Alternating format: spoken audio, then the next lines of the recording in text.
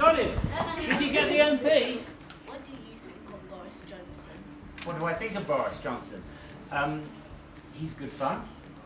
He's the Prime Minister, and he's trying to do, I believe, he, like most members of Parliament, is trying to do his best for the country. Sometimes things don't always go quite right, and that makes problems for him and for others. But he is someone that wants the country to be a good country within the world. So that's why. Do you think that crime ratings are going to increase throughout the year? Well, if we base it upon the last several months, the last 10, 11 months, then yes. There have been more knife crime incidents this year than there has been last year. So we need to focus on why that's happening. And I think it's important to speak to young people to say, why are they carrying knives? And for you to look at other people, if they start going down that route of either saying to them, or certainly to an adult, that they shouldn't be doing this kind of thing, they certainly shouldn't be either engaging in behaviour that's violent, criminal, or certainly carrying any kind of weapon. Why do we need to carry a weapon?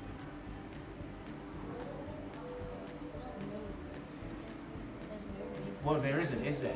We have to understand why people think that there is a reason, and work with them to get them more engaged in things like their education particularly, and so that they don't feel the need that they have to carry a weapon. Because when I was younger, people had arguments, but they didn't carry a knife, and they didn't whip out a knife either. Do you think Boris will do better than May did? Do I think Boris will do better than May did? I think the majority of Theresa May's time was dominated by Brexit, and while she was interested in other problems, she wasn't able to focus upon them because all her time was spent on Brexit, and she wasn't able to achieve that. So Boris will be better than Theresa May if he has an opportunity to resolve Brexit and then focus on other issues. So the answer is, we have to wait and see. Why are we leaving the EU, and how would this affect our children now and in the future? Well, we're leaving the EU because we had a referendum, and more people voted in that referendum than at any election in the history of the United Kingdom, and people decided that they wanted to leave. Now, it's very contentious, so people aren't happy, because literally half people wanted to leave, just under half wanted to remain. And what it meant, I believe, to leave was that we were no longer involved as a member of the European community and the European Union. And that meant that we have certain laws that come out of the European Union and the European Commission, and that we wouldn't be subject to those laws anymore.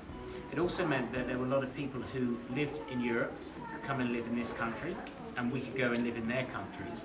And it means that they won't be able to do that in the future. So what it may mean for you is that you might not be able to go and live in Spain unless you have a qualification or a skill that the people in Spain say that they want you to have or need you to have.